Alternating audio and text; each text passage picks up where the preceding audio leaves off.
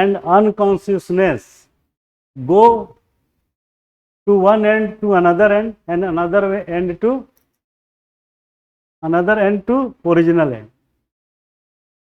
इस पे क्वेश्चन बन सकता है, कैसे बनेगा?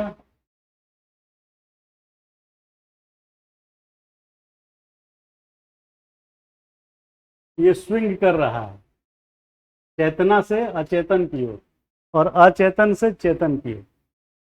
लोग कहते हैं ना कि इसको तो कोई फर्क ही नहीं पड़ता, ये तो हमेशा बेसुध रहता है, वो खाता है और सो जाता है ना, कोई काम नहीं करता।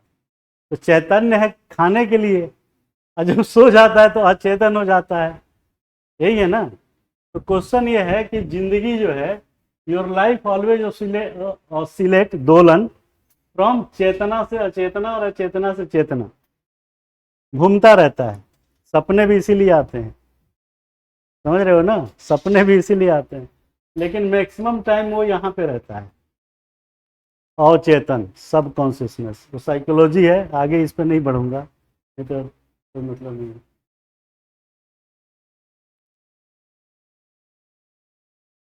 तो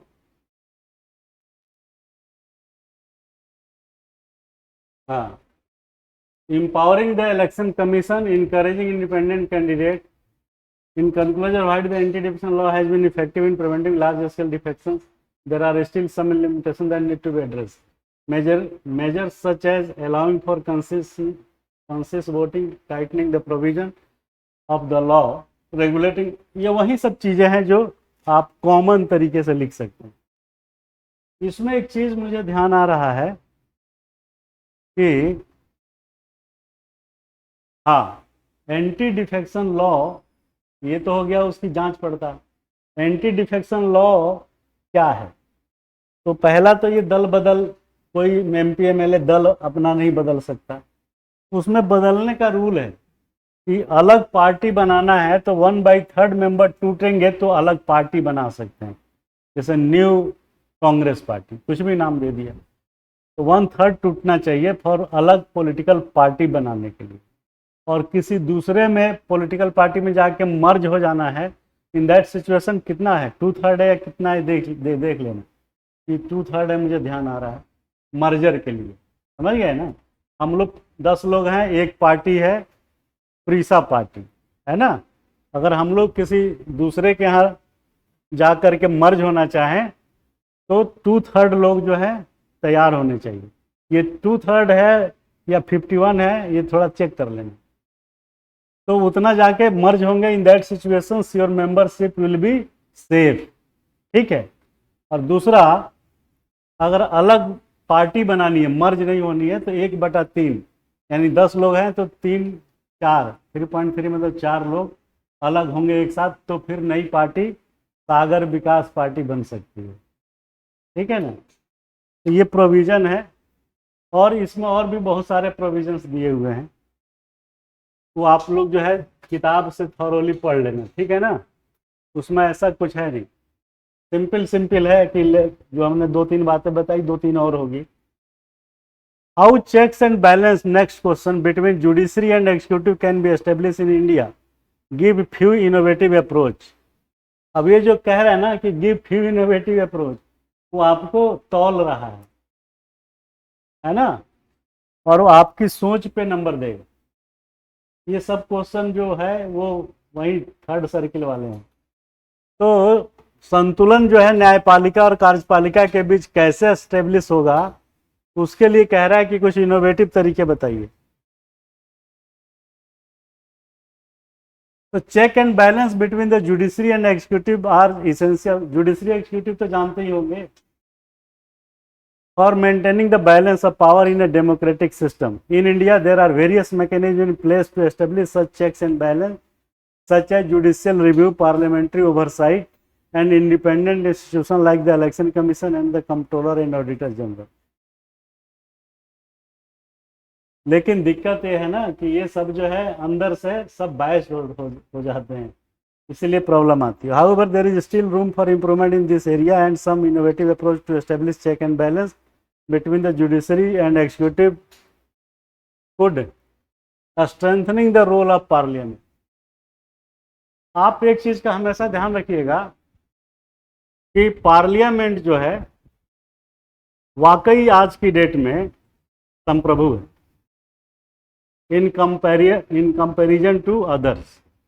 if you are evaluating the level of effectiveness in that situation, neither governor nor legislative assembly nor कार्यपालिका, कोई सुप्रीम कोर्ट वगैरह वगैरह, अगर ऐसा क्वेश्चन आता था आए कि in your opinion which organisation is more absolute या मोर सोवरन देन अदर्स, ठीक है, ये क्वेश्चन ऐसे बनेगा, तो आप क्या करिएगा? क्वेश्चन ऐसे बनेगा कि in your view, in your opinion, अब ये 3 में चला गया, ये समझ रहे हो, circle number 3, in your opinion which one is more sovereign या एब्सोल्यूट, जो कहना कहें,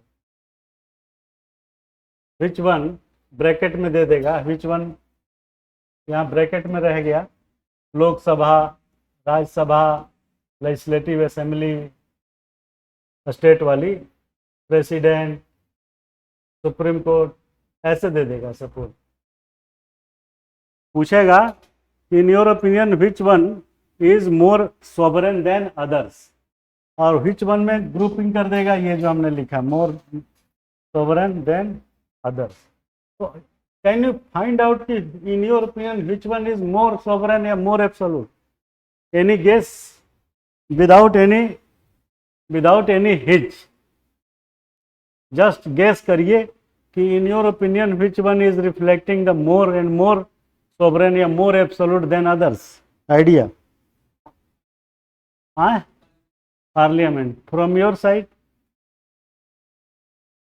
सुप्रीम कोर्ट। आपके हिसाब से? नहीं, सबसे पावरफुल वो है जो अमित ने बोला, दैट इज पार्लियामेंट। और पार्लियामेंट में भी कौन? लोकसभा। लोकसभा, राज्यसभा लिखा है तो लोकसभा। अब पूछिए कैसे? मैं ऐसे हवा में नहीं बता रहा हूं, I am telling on the logic. Your answer should be based on some logic, है कि नहीं? If you are not mentioning logical part in your answer, then it will not be considered a good answer। होगा? नहीं होगा। खाली आपके कह देने से तो होगा नहीं। You will have to write the logics behind your answer। कि आपने पार्लियामेंट बोला तो क्यों बोला, और आपने जुडिशरी बोला तो क्यों बोला, है ना?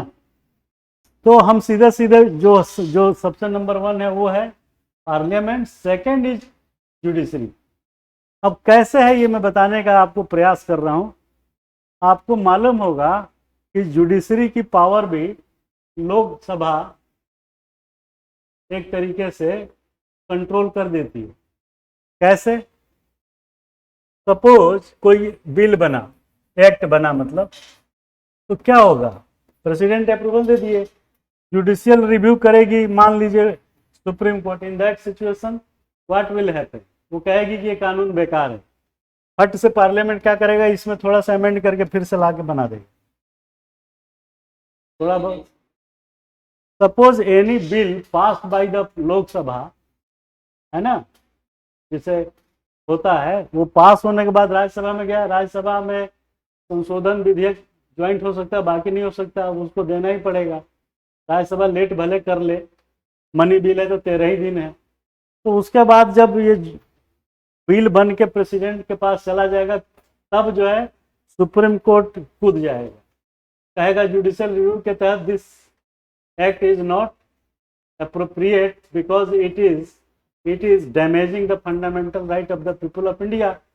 whatever rationality, whatever the logics Supreme Court gives, he or she will support that logic कि भाई ये कानून जो है संविधान के खिलाफ है। तो उसके बाद क्या होगा?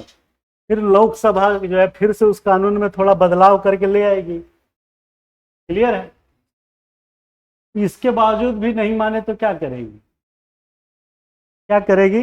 कहेगी कि there is a constitutional crisis emerged in the country by the behavior of judicial system of Mr. ABC judge.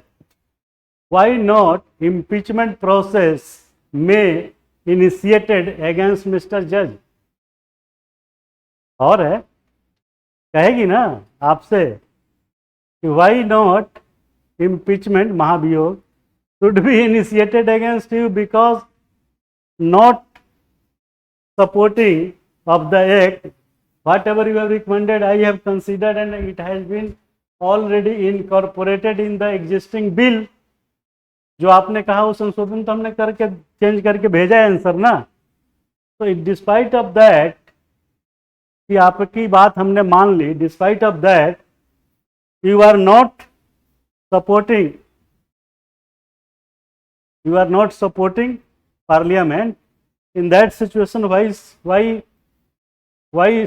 why impeachment process cannot be initiated against you because by your action there is constitutional crisis emerge।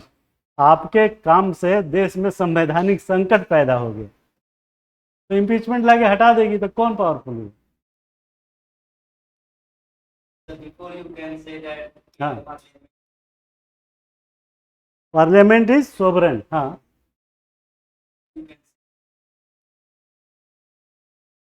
हाँ,